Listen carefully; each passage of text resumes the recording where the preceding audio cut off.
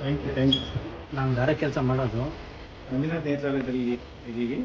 ಆದ್ರೂ ಹೋಗಿ ಅಣ್ಣನ ಹತ್ರ ಮಾತಾಡಿದೆ, ಅಣ್ಣ ನಿಮ್ಮ ಮಗುವಿಗೆ ಈ ಥರ ಆಗೈತೆ.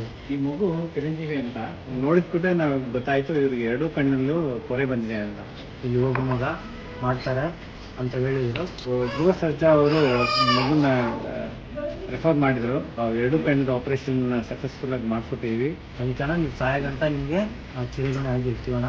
ನಿಮ್ಮಿಂದ ಇವತ್ತು ನನ್ನ ಮಗು ಕಣ್ಣಿಂದ ನೋಡ್ಬಿಟ್ಟು ಎಲ್ಲ ಪ್ರಪಂಚ ನೋಡ್ತಾವಣ್ಣ.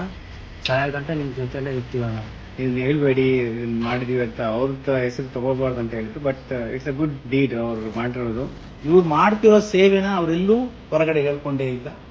ಬೈತಾರೆ ಅಂತ ನನಗೆ ಗೊತ್ತು. ಆದ್ರೂ ನಾನು ಏನು ಮಾಡೋಕ್ಕಾಗಲ್ಲಣ್ಣ. ಅದು ನೀವು ಬೈದ್ರೂ ಬಿಟ್ರೂ ಎಷ್ಟೋ ಜನಕ್ಕೆ ಮಾಡಿಸಿರೋಣ ನೀವು. ಅದಕ್ಕೆ ಹೊರಗಡೆ ಗೊತ್ತಿಲ್ಲ ಜನಕ್ಕೆ ಗೊತ್ತಾಗ್ಬೇಕಣ್ಣ.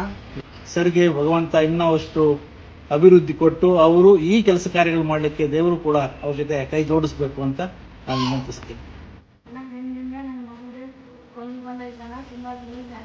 ಕಳಿಸ್ಕೊಟ್ಟಿದ್ದಕ್ಕೆ ಮಂಜುನಾಥ ನೇತ್ರಾಲಯ ಕೂಡ ಅವರಿಗೆ ತುಂಬಾ ಆಭಾರಿಯಾಗಿದೆ.